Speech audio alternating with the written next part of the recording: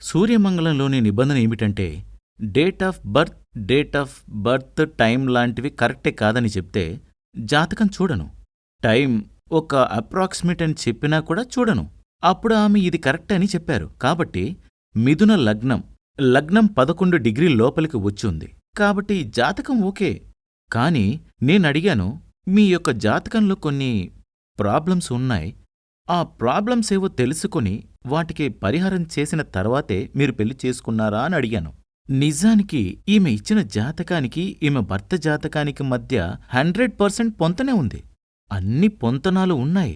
అలా ఉన్నప్పటికీ ఆయన ఇంకొక పెళ్లి, విడాకులు తీసుకోలేదు. ఈమెతో కూడా ఆయన ప్రేమగా ఇష్టంగానే ఉన్నారు. కాని ఈవిడే ఆయన పద్ధతిగా లేడు అని చెప్తున్నారు. అది ఎప్పుడంటే తన యొక్క భర్తకి ఇంకొక రిలేషన్ వచ్చింది అంటే ఏ ఒక్క మహిళకి అది ఇష్టం ఉండదు, తట్టుకోలేరు.